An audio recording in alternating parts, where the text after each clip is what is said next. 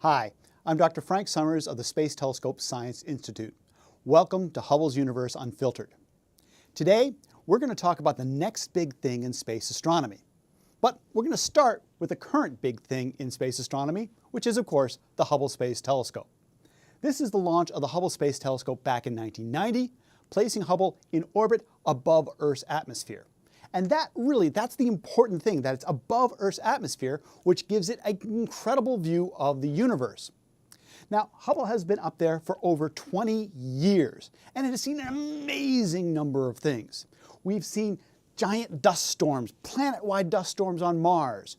We've seen not one, not two, but 3 red spots on Jupiter, these giant storms on Jupiter. We've seen giant star clusters containing tens of thousands of stars, and we look deep inside them to see the wide variety of stars that inhabit there. We have seen the stars as they're being born in these small clusters and in these giant vast nebulae where thousands of stars are being formed. We have seen stellar death, some that go gently blow off their outer layers, and some that explode as these vast supernova explosions. We have seen spiral galaxies, we've seen elliptical galaxies, we've seen combination galaxies called lenticulars that are half spiral and elliptical. We have seen galaxies in pairs that sometimes are interacting and stripping each other apart. We see them in groups, we see them in vast clusters of thousands of galaxies. And we've even looked all the way across space with the Hubble Ultra Deep Field. This image is the deepest visible light image ever taken of the universe. And in a very small region of the sky, Hubble finds over 10,000 galaxies. It looks as far out into the universe as we can see. By measuring the distances to these galaxies, we can give you a scientific visualization of what it would be like to fly through this image. The camera is just going to take a straight line path through the Hubble Ultra Deep Field. The galaxies are placed at their distances relative to one another out in 3D space.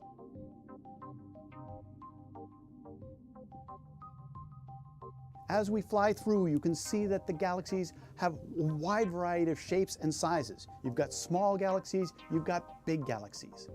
And what's really cool about this image is that as we go further out into space, we're also looking farther back in time, because the light from these distant galaxies has taken billions of years to reach us.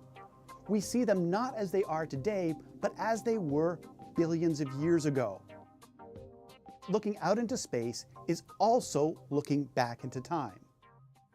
You'll notice that the visualization ends with a black screen. Does that mean we've reached the limits of space? We've seen all the galaxies there is to see? No. Instead, we've reached the limit of what Hubble can see, because Hubble observes invisible light, and the universe is expanding. Light that travels across the expanding universe, its wavelength gets stretched along with the expansion of the universe.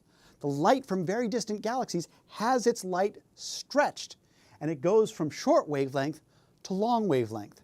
In visible light, the longer wavelengths are red, so we call this redshift.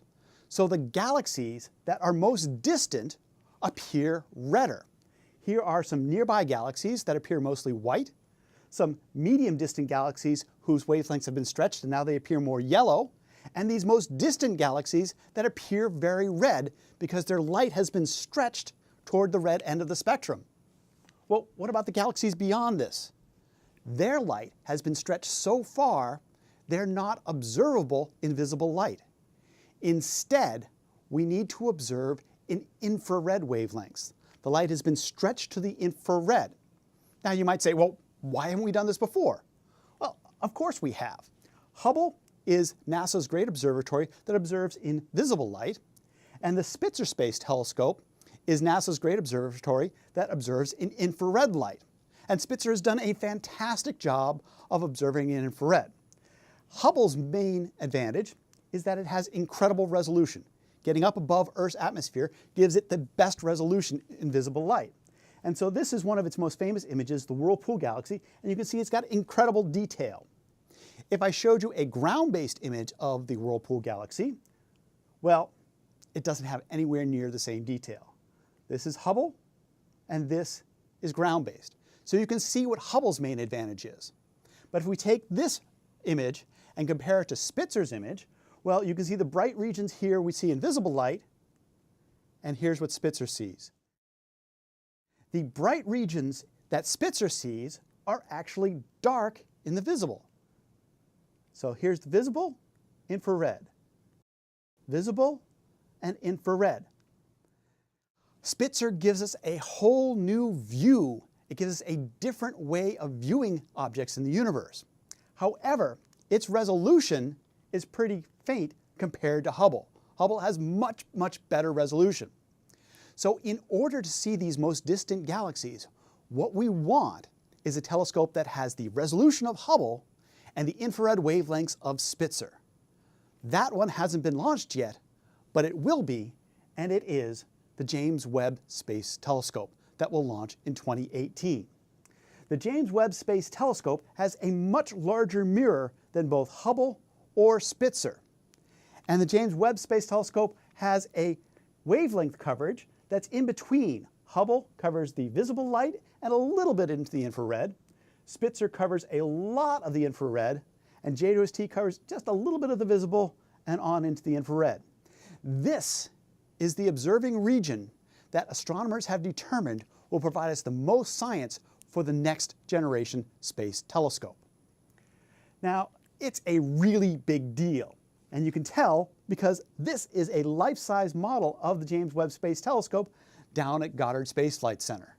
Now, the first thing I thought upon seeing something like this was, how the heck are they going to get that into space? Well, they've got an amazing video because this is not just an infrared telescope, it's also the origami telescope.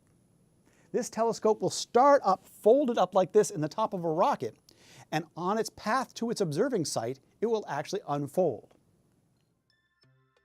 The Webb telescope will begin its unfolding by opening its forward and aft shrouds.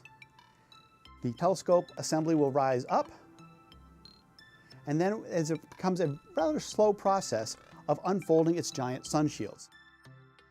These sun shields are about the size of a tennis court when unfurled, and they take quite a while to unfurl.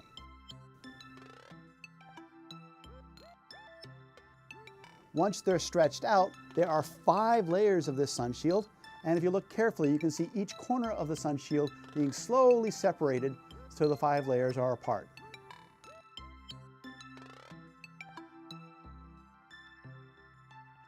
After the sun shield has been unfurled, then we get the main mirror assembly, bringing the secondary mirror down into place, and snapping the wings of the mirrors around to complete the mirror face. The James Webb Space Telescope will have the sensitivity necessary with this giant mirror to observe in infrared wavelengths. It's not just the size of the James Webb Space Telescope that will enable it to do cutting-edge science, it's also its location. JWST will be located at what we call the L2 point, or the Lagrangian 2 point. And this is a gravitationally stable point that always stays outside of Earth, and for the James Webb Space Telescope, both Earth and the Sun will always be in the same direction.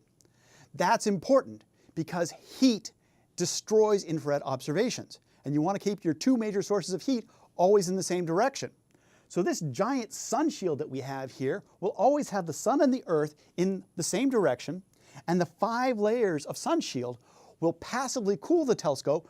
The difference between the hot side and the cooled side will be almost 600 degrees Fahrenheit.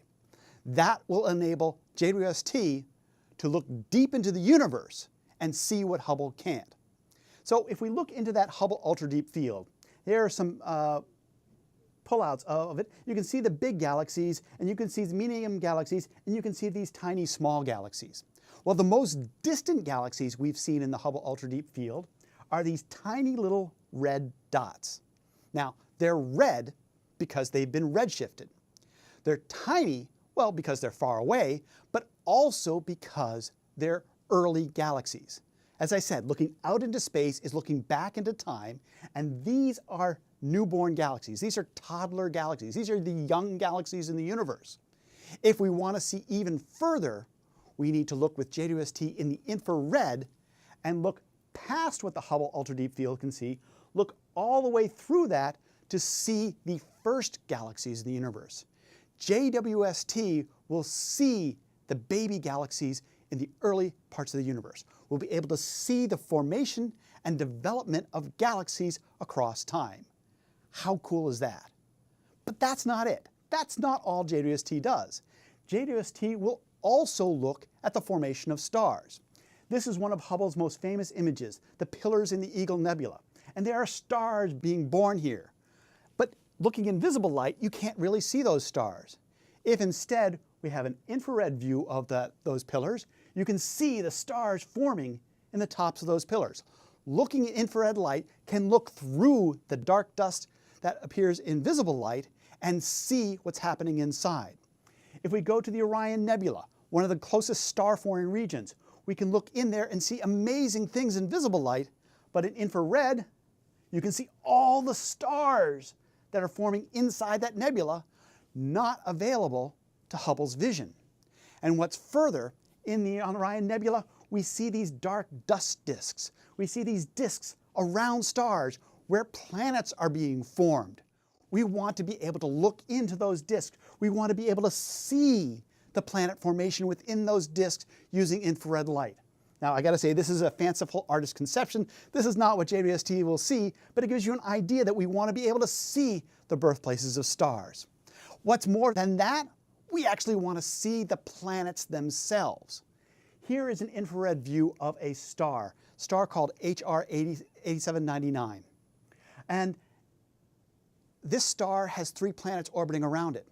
You can't see them, but if you subtract off the light of the star, you can see these 3 dots here.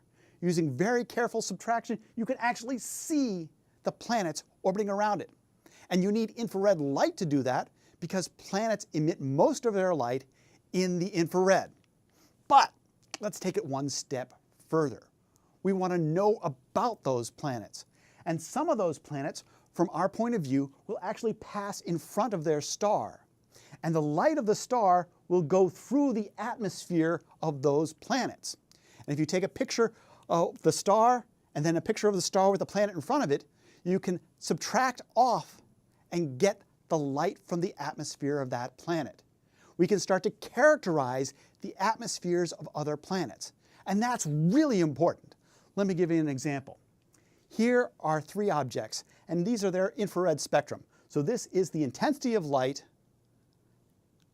across infrared wavelengths.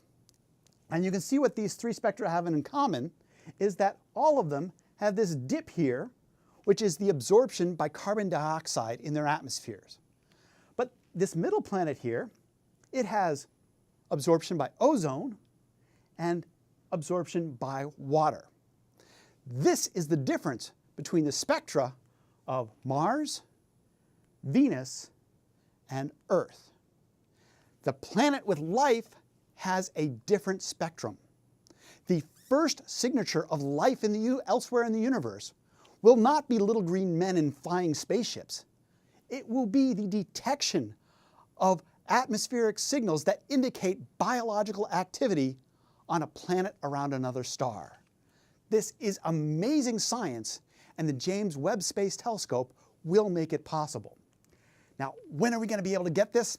Well, I told you earlier, it's not going to launch until 2018. It's going to launch on an Ariane 5 rocket, and up in the top of the rocket, that's where the James Webb Space Telescope will be folded up. Yeah, that's a long way away, but so much has been done already. The mirrors, all 18 of James Webb Space mirrors have been fabricated and are flight ready.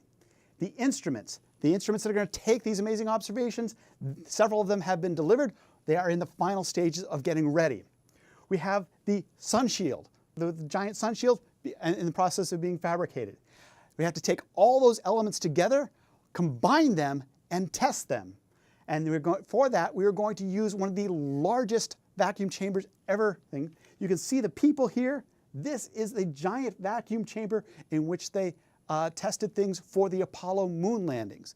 The entire James Webb Space Telescope assembly will be put together into this and flight tested. That's what's going to take several years before we get to launch JWST and send it out to do its science. So in 2018, the James Webb Space Telescope will be out at the Lagrangian 2 point. It will be able to take incredible infrared images of the universe. And it will send back to us information about the development of the most distant galaxies, the earliest galaxies, how galaxies formed and developed across their lifetimes.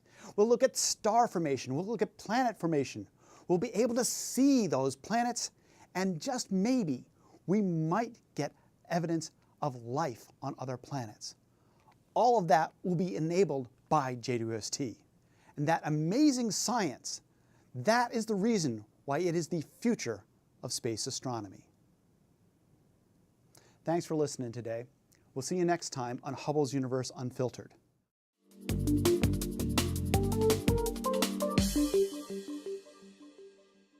And it has seen an amazing number of things.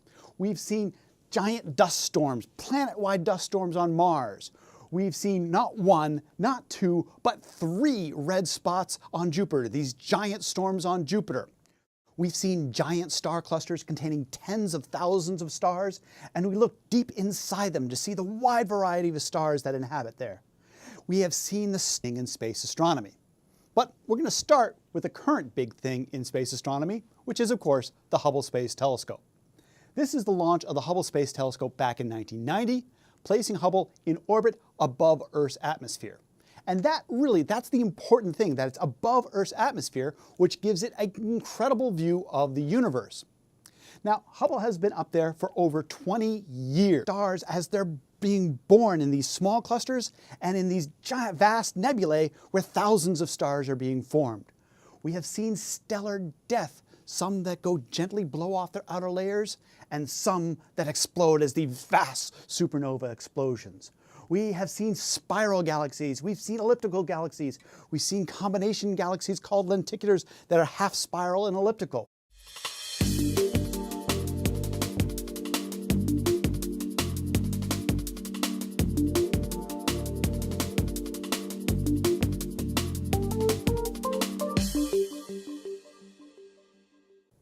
Hi, I'm Dr. Frank Summers of the Space Telescope Science Institute. Welcome to Hubble's Universe Unfiltered. Today, we're going to talk about the next big thing. We have seen galaxies in pairs that sometimes are interacting and stripping each other apart. We see them in groups. We see them in vast clusters of thousands of galaxies. And we've even looked all the way across space with the Hubble Ultra Deep Field. This image is the deepest visible light image ever taken of the universe. And in a very small region of the